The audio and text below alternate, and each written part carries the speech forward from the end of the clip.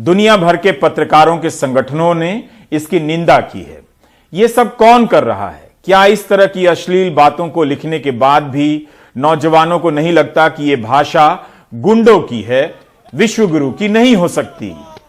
भले ही रेलवे की भर्ती परीक्षा को लेकर सड़क पर उतरे इन छात्रों में से कोई इस तरह की हरकत में शामिल ना हो, लेकिन नफरत की हवा का नुकसान उन्हें भी उठाना पड़ रहा है। नफरत की राजनीति में सीधे शामिल होने या साथ खड़े होने के कारण नौकरी के इनके आंदोलन को कोई गंभीरता से नहीं लेता। वो राजनीति भी नहीं जिसकी चपेट में आकर ये नफरत की सुरंग में धकेल दिए गए हैं। रेलवे की भर्ती परीक्षा में 1 करोड़ से ज्यादा छात्र फॉर्म भरते हैं। इस संख्या ने सरकार को भले थोड़े समय के लिए डरा दिया हो, लेकिन इसके बाद भी 3 साल से यह परीक्षा नहीं हुई है और रेलवे की यही एकमात्र परीक्षा नहीं है। हर किसी को भरोसा हो गया है कि ये नौजवान नफरत में ही रहेंगे, नौकरी मांगने लायक नहीं बचेंगे। राज्यसभा में जितेंद्र सिंह ने बताया है कि केंद्र सरकार में मार्च 2020 तक 8,72,000 से अधिक पद खाली हैं। अगर मीडिया 1 महीने तक रोज इसका कवरेज कर दे तो 8.25 लाख नौजवानों को नौकरी मिल जाएगी 3 महीने के भीतर। लिख कर दे रहा हूं। इतनी सरकारी नौकरी होते हुए भी सरकार नहीं दे रही है। भर्ती परीक्षा निकाल कर पूरी नहीं कर रही है।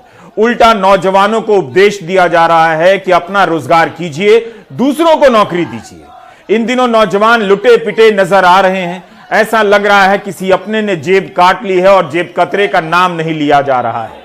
नफरत से निकलने के लिए इन्हें 100 झूठ से लड़ना होगा और इसके लिए पढ़ना पड़ेगा, जिसके लिए ईमानदारी है, ना धीरज और ना किताबें खरीदने के लिए इनके पास पैसे। आज उसी नफरत के कारण जनता को भी इनकी मांगों पर भरोसा नहीं है। सरकार तो गंभीरता से नहीं ही लेती तो पिछले 7 साल में अलग अलग राज्यों में इन नौजवानों ने असंख्य परीक्षाओं को लेकर असंख्य आंदोलन किए हैं। उसका कोई नतीजा भी निकलता। सब इसी भरोसे हैं कि चुनाव होगा तो जात या धर्म के नाम पर यह मजबूरी में वोट करेंगे ही। यहां तक कि जिस गोदी मीडिया से इनके परिवारों में नफरत का ट्यूशन जाता है, वह भी इनकी चिंता नहीं कर रहा है।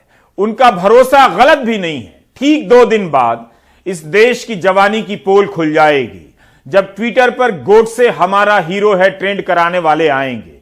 हर साल 30 जनवरी को कौन लोग होते हैं ये जो गांधी की हत्या पर जश्न मनाने आ जाते हैं कि हमरा गांधी जी के गोली मारल हो धमाधम। ये 30 जनवरी 2021 के दिन किए गए ट्वीट के कुछ नमूने हैं। इस दिन गोडसे को हीरो बताने वाले ट्वीट की भरमार हो गई। #नाथूराम गोडसे और #नाथूराम गोडसे अमर रहे ट्वीट होने लगा। गांधी की हत्या का जश्न 1948 में भी मनाया गया था और आज भी मनाया जा रहा है। जब समाज में हत्यारा नायक बनने लगे तो इसका मतलब है कि नरसंहार की तैयारी की जा रही है। ये लोग आसमान से नहीं आए हैं, बल्कि घर समाज से आए हैं। एक नेता एक संगठन के समर्थक ही नहीं है, बल्कि नेता और संगठन की तरफ से भी इन्हें संरक्षण मिलता है। गांधी से कांग्रेस के भीतर और बाहर भी लोगों ने असहमतियां रखी। दलितों ने भी असहमति रखी। गांधी से नफरत भी बहुतों ने की, हिंदुओं ने भी और मुसलमानों ने भी। लेकिन उनकी हत्या का जश्न मनाने वाले उस समय भी उसी सोच के थे और आज भी उसी सोच के। 2014 के बाद गांधी की हत्या को लेकर पब्लिक स्पेस में अब बहुत कुछ लिखा जाने लगा है समर्थन में। हत्या को जायज ठहराने के इशारे भी किए जा रहे हैं और साफ साफ कहा जा रहा है। सोशल मीडिया पर गांधी को गाली देने वाले लाखों की संख्या में भद्दे मीम फैला दिए गए हैं, जिन्हें यहां दिखाना संभव भी नहीं। धमाधम 3 गो, धमाधम 3 गो। 2023 में गांधी की हत्या के 75 साल पूरे हो जाएंगे। उनकी जयंती के 150 साल की तरह क्या ऐसा हो सकता है कि गांधी की हत्या के 75वें साल पर भी विशेष कार्यक्रम किए जाएं, ताकि आज के नौजवानों को और नेताओं को हम नफरत के रास्ते पर जाने से रोक सकें। 150वीं जयंती के लिए स्वच्छ भारत का अभियान चला। गांधी की हत्या के 75वें साल में दिमाग से नफरत की सफाई का अभियान चलना चाहिए। नफरत की बात हो रही है, इसलिए गांधी की हत्या की बात हो रही है। जिस नफरत ने उनकी हत्या की, वो नफरत आज भी जारी है। आप भूल गए हैं, हम नहीं। 2020 का साल था और दिन 30 जनवरी का है। शाहीन बाग के आगे जामिया के छात्रों पर गोली चलाने वाला यह नौजवान खुद को राम भक्त कहने लगा। गांधी की हत्या करने वाला नाथूराम का सरकारी नाम रामचंद्र था। बाद में गोडसे ने हैदराबाद की जेल के रिकॉर्ड में नाथूराम कर लिया। 30 जनवरी 2020 के दिन गोली चलाने वाला यह नौजवान कई महीनों बाद हरियाणा की एक महापंचायत में एक धर्म विशेष के खिलाफ नफरती नारे लगाता हुआ पकड़ा गया। लोग तालियां बजा रहे थे। यह गिरफ्तार भी हुआ, अब जमानत पर है। इसलिए 30 जनवरी के मौके पर नौजवानों से सवाल होना चाहिए कि उनके मन में किसी से नफरत करते हुए नायक बनने का ख्याल कहां से पैदा होता है। क्या वे जानते हैं कि गांधी को किसने मारा, किस सोच ने मारा? बिहार के रसूल मियां का यह गीत फिर से सुनाने जा रहा हूं। गीत भोजपुरी में है तो यूपी बिहार के नौजवानों को समझ भी आ जाएगा। आपके लिए भी समझना बहुत आसान है। रसूल मियां इस गीत में यही पूछ रहे हैं कि उनके गांधी को कौन मार सकता है। 3-3 गोली मारने का काम किसने किया? चंदन तिवारी ने इस गीत की आत्मा को अपनी आवाज में हूबहू उतार दिया है। आप ध्यान से सुनेंगे तो आपके ही घर में कई लोग नजर आने लगेंगे, इसलिए ध्यान से मत सुनिएगा। के हमरा गांधी जी के गोली मारल हो, धमाधम 3 गो। के हमरा गांधी जी के गोली मारल हो, धमाधम 3 गो। काल हुए आजादी मिला, आज चलल गोली। गांधी बाबा मारल गईले। नाथूराम गौडसे देशभक्त थे, हैं और रहेंगे। मोदी जी, अगर आप में जरा भी विवेक है तो प्रज्ञा ठाकुर को आज ही दंडित करिए। सभ्य समाज के अंदर इस प्रकार की भाषा नहीं चलती है। उन्होंने माफी मांग ली, अलग बात है, लेकिन मैं अपने मन से माफ नहीं कर पाऊंगा।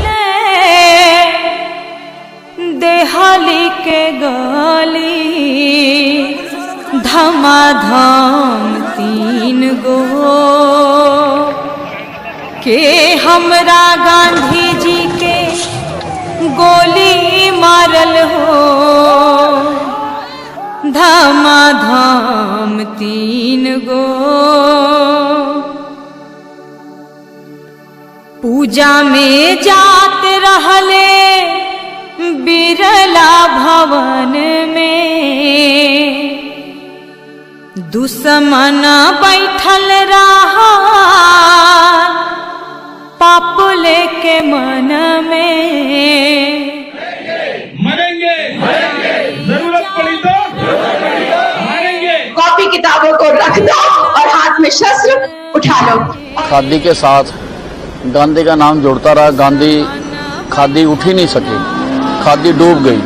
बहुत चतुर बनिया था वो। के मन में अरे गोलियां चला के बना चाहल बली, गोलियां चला के बनल गद्दारों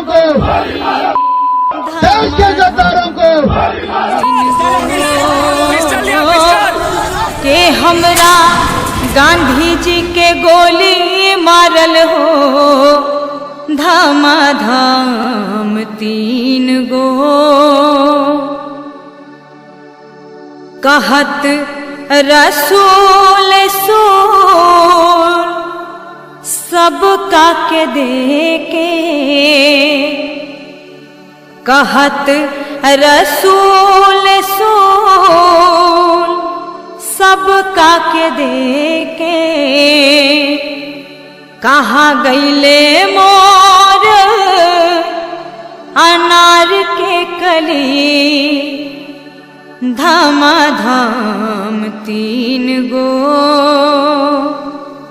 के हमरा गांधी जी के गोली मारल हो, धमाधम 3 गो।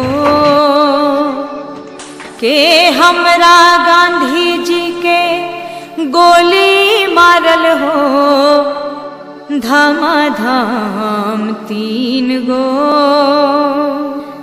धमाधम 3 गो धमाधम 3 गो।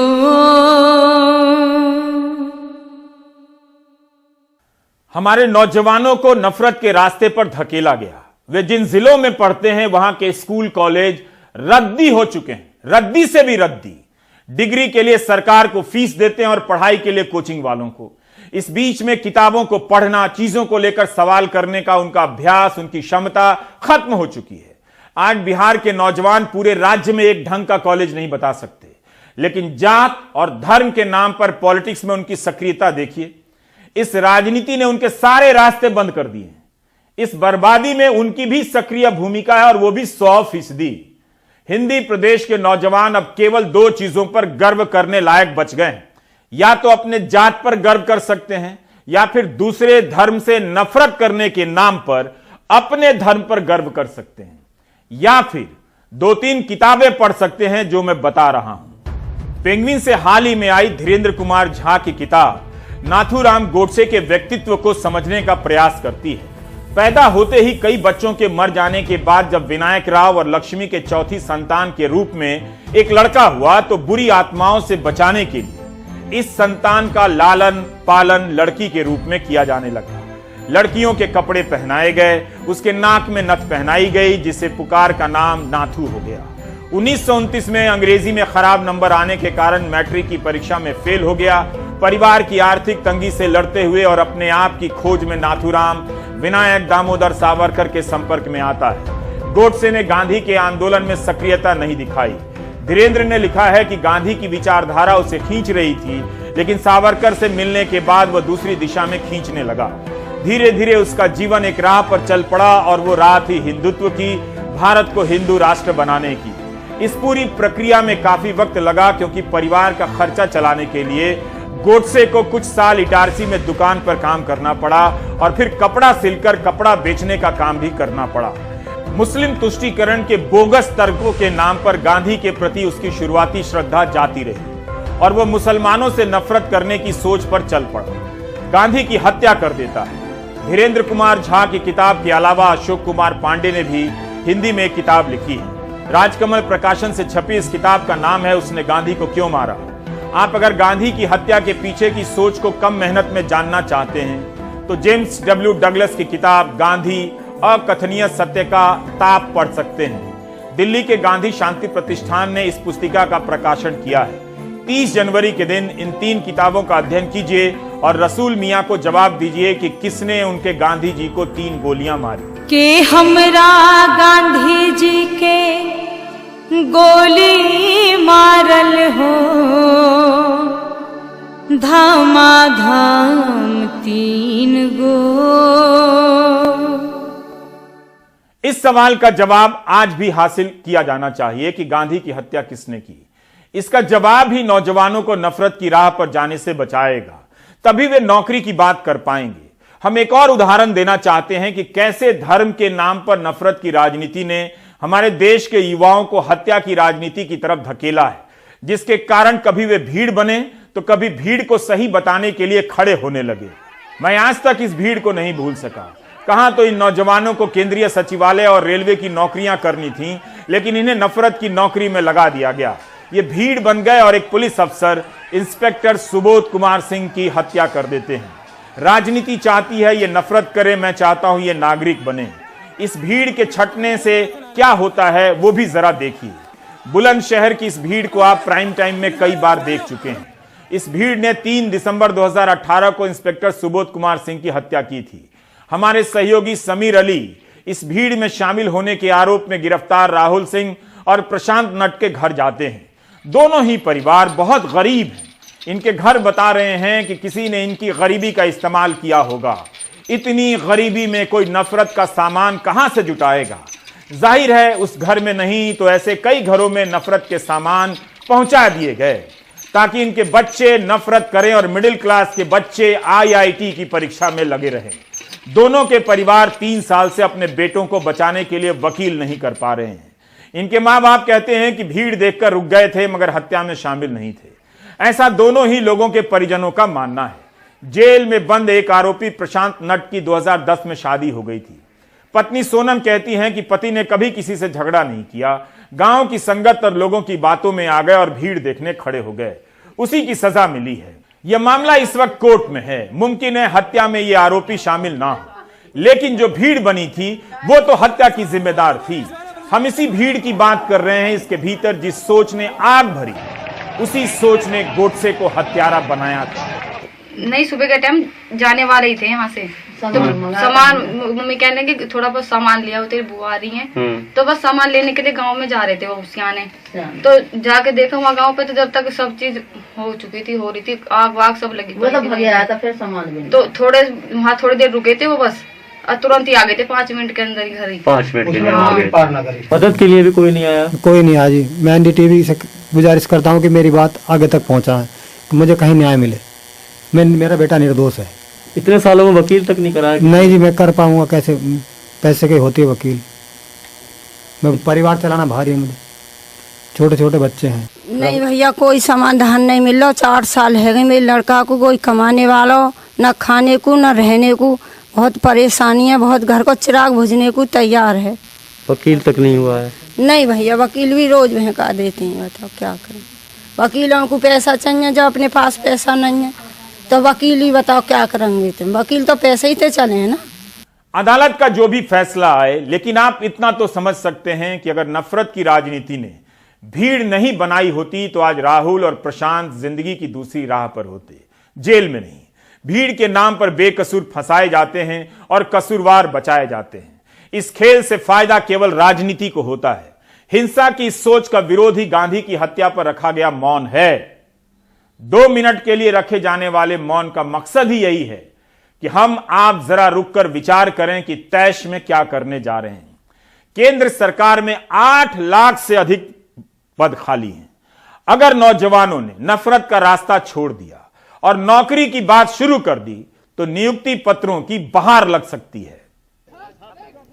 आज बिहार बंद था, बहुत से छात्र इसमें शामिल हुए और बहुत नहीं भी हुए। समझने का प्रयास कीजिए। कल्पना कीजिए कि यूपीएससी की परीक्षा इस देश में 3-3 साल तक नहीं होती है। फॉर्म भरने के बाद आईआईटी की परीक्षा का डेट 4 साल नहीं निकलता है।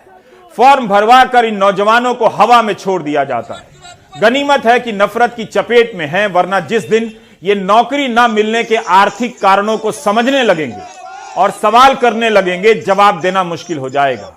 गोदी मीडिया ने इनकी हिंसा को दिखाया। हिंसा गलत है ही, इनकी समस्या को कोई नहीं दिखाएगा। राजनीतिक दलों की हालत यह हो गई है कि जिस खान सर पर मुकदमा किया गया, उसी से अपील करवानी पड़ी इन्हें कि छात्र आंदोलन में हिस्सा ना लें। केंद्र सरकार को कहना पड़ रहा है कि एक ही बार में परीक्षा होगी, लेकिन इस सवाल का जवाब नहीं कि 3-3 साल क्यों लगे। परीक्षा कब होगी, नियुक्ति पत्र कब मिलेगा। कोरोना में प्रधानमंत्री की रैली हो जाती है, रेलवे की परीक्षा नहीं होती। यही नहीं, एएलपी टेक्नीशियन की परीक्षा के छात्र भी मुझे लिख रहे हैं कि अलग अलग बोर्ड को बताइए कि सब कुछ पास होने के बाद भी नियुक्ति पत्र नहीं दिए जा रहे। ऐसा क्यों हो रहा है? यह समस्या राज्यों की नौकरियों में भी है, कांग्रेस की सरकारों में भी और बीजेपी की सरकारों में भी। हर राज्य को अपने खाली पदों की समय सीमा के भीतर भर्ती कर देनी चाहिए। चूंकि इस समय हर मामले में केंद्र सरकार ही खुद को महान और सफल बता रही है, तो सबसे पहले 8,72,000 से अधिक पदों को भरकर केंद्र सरकार को दिखाना चाहिए। हम लोग का जो डिमांड है सर, आज 7 लाख जो है 10 गुना जो रिजल्ट देने का जो आरआरबी बोर्ड काम किया है, वो आज 10 गुना दिया है। 20 गुना देने का जो नोटिफिकेशन में हम लोग का है, आज नहीं दिया। रेलवे बोर्ड ऑफिशियल नोटिस निकाली है कि अभी तक 5 साल में सिर्फ 1.5 से पौने 2 लाख तक ज्वाइनिंग मिला है। एसएससी भी देखिएगा तो वही रेंज का है, यानी टोटल 5 साल में ये सरकार जो 4 लाख नौकरी दिया है, सरकारी नौकरी। और ये क्या बोल करके आई थी, 2 करोड़ रोजगार देंगे। कहाँ गया आपका 2 करोड़ रोजगार? हमारे सहयोगी आलोक पांडे प्रयागराज के उन लॉज में गए जहां छात्र नौकरी का सपना देख रहे हैं, भर्ती का इंतजार करते हैं। भर्ती नहीं आती और आती है तो भर्ती पूरी नहीं होती। ऐसी प्रक्रियाएं अपनाई जाती हैं पहले या बाद में कि कोई कोर्ट चला जाए, मामला लटक जाए। इन छात्रों के साथ खिलवाड़ कौन कर रहा है? जाति और धर्म के नाम पर होने वाली राजनीति कर रही है। उत्तर प्रदेश के प्रयागराज में नौकरियों को लेकर फिक्र। एक आंदोलन शुरू हुआ और मंगलवार को पुलिस की बेरहमी भी देखने को मिली। फौरन 6 पुलिस वालों को निलंबित भी कर दिया गया।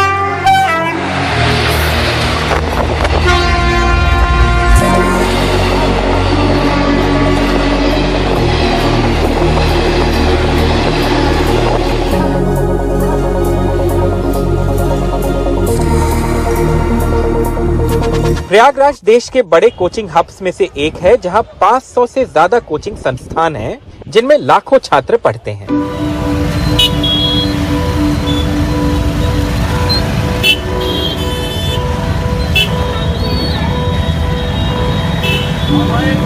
इनमें से ज्यादातर छात्र गरीब घरों से हैं, लेकिन असली मुद्दा नौकरियां देने में देरी से जुड़ा है। 26 साल के शिव बहादुर सरोज प्रतापगढ़ के एक सीमांत किसान के बेटे हैं और 6 भाइयों में सबसे छोटे हैं। 2013 से वो प्रयागराज के एक लॉज के इस कमरे में रहते हैं। पहले बीए पास की, फिर बीएड और अब सरकारी नौकरियों के इम्तिहानों के लिए कोचिंग कर रहे हैं। इसके पहले सर टेट भी होना था, जैसे टेट 28 नवंबर को हुआ था। तो टेट 28 नवंबर को हुआ था, तो हम लोग मतलब सर ऐसा लगा कि चलो टेट अगर 28 नवंबर को हो जा रहा था, चुनाव से पहले कम से कम हम लोग को सुपर टेट में बैठने का मौका मिल जाएगा। सुपर टेट मतलब जो इससे आगे हाँ, इससे आगे टेट से आगे वाला एग्जाम होता है कि अगर आप सुपर टेट क्रॉस कर गए तो आप एक टीचर बन गए। आप एक प्राइमरी के लिए टीचर आप बन गए। तो सर हम लोग की एक आशा थी, तो इसमें सर 28 नवंबर पेपर होना था। सर पेपर मतलब हम लोग जैसे इंटर ही किए, जैसे कि 15 मिनट या 20 मिनट पहले भी हम लोग को अनाउंस हो गया, नहीं आपको पेपर कैंसिल हो गया। 22 साल के देवेश यादव के पिता दिल्ली में मजदूरी करते हैं। देवेश 2019 से प्रयागराज में है। उनका फोकस आईएएस और राज्य सिविल सेवा की परीक्षा पर है। एयरफोर्स में जाने के लिए हाल की एक परीक्षा में वो पास नहीं हो पाए। चुनाव आते हैं तभी नौकरी की बात भी होती है, और लोग बड़े बड़े वादे कर जाते हैं और फिर चुनाव जीतने के बाद सीधा मुकर जाते हैं कि हम इतनी वैकेंसी देंगे, और वैकेंसी कुछ होती नहीं है सर। आती हैं, बस कागजी रहता है कि हाँ वैकेंसी आई है। पुलिस, बैंक और रेलवे की नौकरियों की कोचिंग के लिए प्रयागराज में मशहूर इमरान सर का कहना है कि भर्ती की प्रक्रिया में देरी एक बड़ा मुद्दा है। स्थिति समझिए, अगर जैसे हमने 40,000 सिपाही की वैकेंसी निकाली और 40,000 सिपाही की वैकेंसी का मतलब है कि एक वैकेंसी की एक फॉर्म के लिए 100 रुपए हमने लिया, 40 लाख लड़का डालेगा। 40 लाख लड़का डालेगा मतलब कि 40 लाख से 100 से गुणा कर देंगे तो एक बड़े पैमाने पैसा सरकारी राजस्व में जाकर भर्ती हो जाएगा, जमा हो जाएगा सर। उसके बाद हमने उसको विज्ञप्ति निकाल दी। विज्ञप्ति 2017 से आते आते सर 2021 हो जाती, 2022 हो जाती, विज्ञप्ति ही नहीं आती। बीजेपी के कई समर्थक सोशल मीडिया पर स्वतंत्र संगठन CMIE के डेटा के हवाले से दावा कर रहे हैं कि उत्तर प्रदेश में बेरोजगारी की दर 2017 में अखिलेश यादव के वक्त 17.5% थी, जो अब घटकर 4.2% रह गई है। CMIE का डेटा ये बताता है कि उत्तर प्रदेश में इस वक्त बेरोजगारी की दर 4.9% है, जो बीजेपी के सत्ता में आने से ठीक पहले जनवरी से अप्रैल 2017 के दौरान 3.8% थी। नौजवानों के बीच बेरोजगारी की दर जनवरी से अप्रैल 2017 में करीबन 7% थी, जो मार्च से अगस्त 2021 के दौरान 13.34% हो गई। नहीं, ऐसा नहीं है। विपक्ष के पास तो अब चूंकि आग भड़काने के अलावा और कोई दूसरा विषय नहीं। आप देखेंगे विपक्ष का जो आचरण रहा है पूरी तरीके से नकारात्मक रहा है। हर जगह आग में घी डालने का काम किया है। प्रयागराज की इन सकरी गलियों में कई हॉस्टल चलते हैं, जहां बच्चे कोचिंग और एग्जाम्स के लिए तैयारी करते हैं। उनका अपने नेताओं से बस यही कहना है कि ऐसे वादे मत करिए जिस पे आप अमल ना कर पाएं, और कॉम्पिटिटिव एग्जाम्स के लिए एक टाइम बाउंड प्रोसेस पे अमल करिए, एक टाइम बाउंड प्रोसेस रखिए। प्रयागराज से नितिन गुप्ता और कैमरा पर्सन राजेश गुप्ता के साथ आलोक पांडे, NDTV इंडिया। उम्मीद है 30 जनवरी को जब ट्विटर पर कुछ लोग और बहुत से लोग गोडसे को हीरो बता रहे होंगे, तब आप अपने अपने घरों के नौजवानों को समझा रहे होंगे कि नाथू राम की तलाश मत करो, नौकरी राम की तलाश में निकलो। हत्यारे को हीरो बनाओगे तो जेल जाओगे, गोदी मीडिया देखोगे तो नफरती बन जाओगे, प्राइम टाइम देखा करो डॉक्टर बन जाओगे। 2 दिसंबर 2021 को राज्यसभा में केंद्र सरकार ने बताया है कि 1 मार्च 2020 तक केंद्र में 8,72,000 से अधिक पद खाली हैं।